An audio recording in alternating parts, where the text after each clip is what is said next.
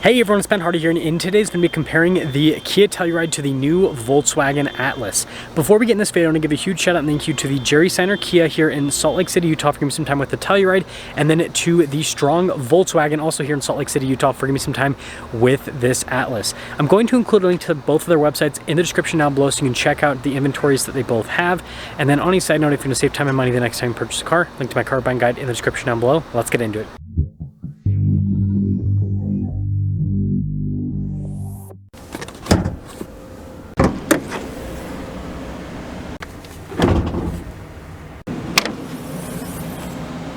Under the hood of the Kia is a naturally aspirated 3.8 liter V6 that goes through an 8-speed automatic transmission. Fuel economy is 18 around town and then 24 on the highway, with power outputs being 291 horsepower and then 262 pound-feet of torque. Under the hood of the Atlas is a turbocharged 2-liter 4-cylinder that goes through an 8-speed automatic transmission. Fuel economy is 19 around town and then 26 on the highway, with power outputs being 269 horsepower and then 273 pound-feet of torque. Now before we move forward with this comparison, I do want to mention if you want to see more videos just like this, then I recommend you subscribe because I post content every single day. Now when it comes to front-end design language, they're actually shockingly similar. Obviously you've got Volkswagen styling versus Kia styling, but if you look at stuff like the hood and then the grille and just how everything's shaped, they both have a boxy design. Now the Atlas is a little bit more rounded off compared to the Telluride, but they both have that kind of cool boxy SUV design. Now around the side here at the Atlas, our tire and wheel setup is 255/50/20 in the front and over in the rear. And you can see with the wheels, you got the silver there on the top, and then notice you got some blacked out elements as well. We've got these fender flares here. Notice that bodywork continues all along the side. You got some silver trim with the windows, and then here is actual pop on the other side. So I know the lighting's not great with this shot, but here is your side view so you can kind of see the rest of the silhouette of the Atlas. Now with the Kia, our tire and wheel setup is 245/50/20 in the front and over in the rear. You can see the wheels in the Kia are all blacked out. Notice we got some fender flare action, bodywork that continues along the side just like what you have with the Atlas. And I will say this paint's pretty interesting on the Kia. But anyways, take a few steps back. Again, you can see the silhouette, again, boxy with the design. So taking a look at the key fobs here, you guys can see functionality is pretty similar, but notice the Volkswagen has a remote start. That's definitely a cool feature to have. Now, I will say there is one thing about each of these key fobs that I don't like. With the Kia, I hate how all the controls are really small and here on the side. It makes using them a little bit more difficult. And then with the Volkswagen, it's like piano black trim, so you guys can see it shows fingerprints and everything. But I will say the functionality on the Volkswagen key fobs a lot simpler because bigger buttons. So in the rear here of the Volkswagen, you guys can see there's quite a bit of storage space behind the third row. Usually crossovers in this segment have like no storage. This actually has a decent amount, and you can always throw down the third row to get even more storage here in the back if you want. Now popping over to the Kia, it's pretty similar to the Atlas, but it looks like it's a little bit smaller when it comes to the storage. And again, same thing, you can throw down the third row if you want even more storage. And then something to note, you guys can see here for the second row to throw that down in the back of the Kia. Now capping things off with the rear end of the Atlas, you guys can see that cool light bar taillight action, and then you actually have fake exhaust tip covers there at the bottom. There's like nothing behind it, which is interesting, but I mean it looks cool from a design perspective. And then taking a look at the Telluride, this is where things are kind of interesting because the Telluride almost looks more rounded off on the back end, but again, they both have that same kind of boxy look, as you can see. Now in the back of the Volkswagen, I can tell you the legroom's really good. Got a little storage pocket, got my own climate zone here in the back as well. Got a bunch of charging ports, and look at these seats. Very nice looking, perforated down the center. They're also really comfortable as well. And then headroom back here is also good. And then we do get some nice amenities like a sunshade here for the rear passengers. And then look at the door panel with the design. By the way, fit and finish is very tight. Now in the third row of the Atlas, and I actually fit back here, so they did a really good job with creating space here in the back. Got some vent action here in the back, got some USBs here on the side. And then again, the boxy design helps out, big headroom. Now in the back of the Kia, legroom seems to be pretty similar. Got a little storage pocket here in the back, some cup holder action. Still have my own climate zone just up at the top of the controls, and then really cool looking seats. Got this like brown coloration on them. And then headroom back here, it's also good. And then we got stuff like a sunshade, and again you can see soft touch here. Nice finish on the door panel. I will say more of this is plastic than what you have in the Volkswagen, so the Volkswagen has more soft touch in the door panel. Now in the third row of the Kia, footroom is about the same, but my legs feel like they're higher up than in the Volkswagen. So I guess knee like height, if that makes sense, is not as comfortable. And then you guys can see we've got some USB action. And then headroom though is pretty much just as good. And then we do have some ventilation here in the back as well. So before we go over the steering wheel, let's quickly go over the door panel here in the front. Just as nice as the rear, has that tight fit and finish look and feel. And notice with your mirror adjustments and everything, mirrors do have blind spot monitoring. Anyways, here is the steering wheel. Nice look to it. It's got paddle shifters there on the back for the 8-speed automatic. Bunch of practical controls like your adaptive cruise control, heat steering wheel, all that kind of stuff. And then you can change how the gauge cluster appears, which is one of the benefits of like a full digital gauge cluster. It's kind of cool, the different gauges that you can go through here with the Atlas. Anyways, in reverse, you've got a backup camera, parking sensors as well. Resolution's good. Now, as for the rest of the infotainment system, this does have the climate controls and the sound here at the bottom on the little sliders, but it is a touchscreen. Responsive to the screen is really solid. It's easy to use. The climate stuff is always easily accessible. Just press that tab and it'll pull all of that up. And then there's even another shortcut button down below for the climate stuff, just down here. And I said down below and then I said down here. Anyways, you can see the different drive modes here with the Atlas. And then again, that wood trim, and then the dash is soft touch here at the top. You got a bunch of nice padding and everything that goes across. And then more storage in this area as well. And then you got little shaver shifters, what I like to call it. Their engine stop start. And then there's tons of storage underneath. And then we've got a big center console, USB action. And then we do have a panoramic sunroof here at the top as well.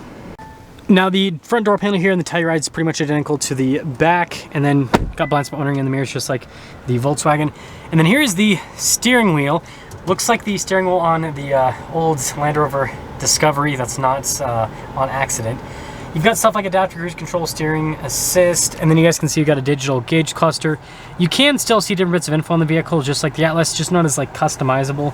And then we do have some different drive modes here as well, so that's a little bit different. Now, something to know, this is a 23 and 24. There's a slight update to the gauge cluster where it actually changes with animations with the drive modes. So that is something to note. Couldn't get my hands on a 24. Super hard to find these things. And then you guys can see backup camera here, parking sensors just for the rear.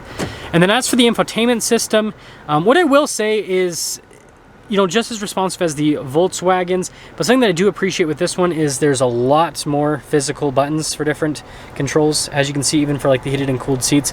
I personally like physical buttons, so that's kind of a plus on the Telluride side, in my opinion. And you guys can see the little storage area with USBs and everything. Got an actual shifter here, which obviously does take up more space than we have in the Volkswagen, so that means we don't have a cool, like, giant storage space underneath. So that's a downside to this shifter design. Center locking differential with all the drive modes, and then you got stuff like your auto stop, start, parking brake, all that, some cup holder action. So yeah, this still has good storage, just not as big as what you have in the Atlas, and didn't go over the glove box in the Atlas, but that one's pretty big.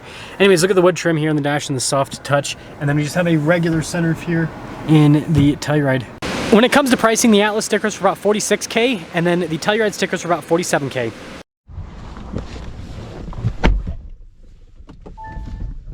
So we are starting off in the Telluride, and then we're going to go to the Atlas second. The reason I want to do it in this order is because the Telluride, right, this is the one that has been sold out for like ever at this point, and this is the crossover in this segment, or SUV rather, that everyone talks about. So let's see how the Telluride does, and then we'll see if the Atlas can compare when it comes to driving and all of that fun stuff.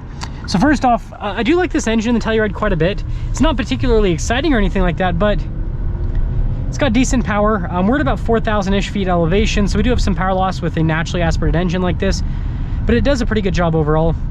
Suspension's pretty comfortable when you go over bumps with this, and I've spent quite a bit of time with the Telluride. Overall, it's a crossover that drives well. The seats are comfortable, the ride's comfortable. It's pretty well insulated, and the biggest thing that a lot of people are realizing they want in this segment that the Telluride provides is it feels more like a luxury car, right? You've got soft touch pretty much everywhere, and it has more of a luxury appearance inside. I mean, like, look at like a Toyota or Honda, right? I think it's a good way to kind of compare.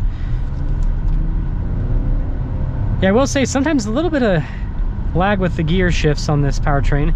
Be interesting to see how the Atlas compares with its turbocharged. It still has an 8-speed automatic, but turbocharged powertrain is going to be a little bit different, I imagine. So to quickly sum things up here with the Telluride, it's comfortable, it drives well, and I think it does a pretty dang good job as a, you know, 3-row family SUV. So let's jump in the Atlas and come to some conclusions.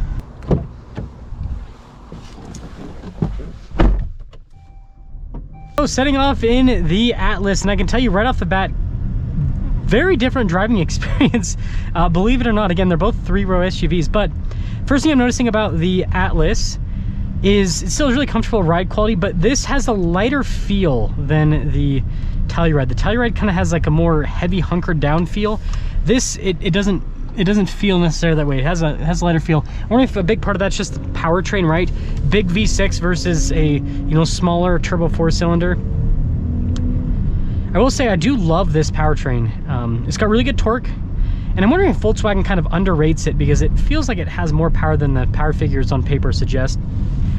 But here at high elevation, having a turbocharged engine always helps out quite a bit. And sorry, I'm going to adjust this a little bit, falling off my head. But yeah, no, it's does really well. And you're gonna go over bumps and everything like the ride. I would say that it's just as good as the Telluride when it comes to ride quality. Seat comfort's also really good as well. So I think they've done a good job overall on that side of things. And this interior feels more open. That's another thing about the Volkswagen, and it just throughout the interior, right? In the second row and the third row too, it just feels like a more spacious cabin overall, which I think is a big plus for an SUV like this. Turbo blow off. So I like the torque feel on this. I wouldn't say that it feels any quicker when you're like full throttle. Pretty similar in terms of like the full throttle acceleration, so you're not really winning one way or the other. And so summing things up, here's kind of my thoughts. I think they both do a really good job at feeling like luxury SUVs, even though they're not technically luxury SUVs. However, I think that the Atlas has a slight win in this comparison, and it ultimately comes down to the fact that these are 3-row SUVs, and the Atlas has a more usable third row and just has a more like spacious cabin compared to the Telluride. And so yeah, I mean, it's really close. And the Telluride, obviously, a lot of people think it's the best in segment, right? It's the one that's always sold out, and it is a great 3-row SUV. But I mean, Volkswagen definitely upped their game with this. Oops, I accidentally pressed the voice command button. But anyways, Volkswagen definitely upped their game with this new Atlas. And so I would at least go and sit in one of these, drive one of these. I would at least go and sit in one of these and drive one of these, because I think that you will be shocked at how nice this is. Again, for a Volkswagen, like, they have seriously stepped things up. Like, this is, I mean, even compared to the previous generation Atlas, huge step forward, but just for the brand in general. So yeah, that's my thoughts. Let me know if you'd pick Telluride or Atlas, but I'm going to give a slight win to the Atlas with this comparison.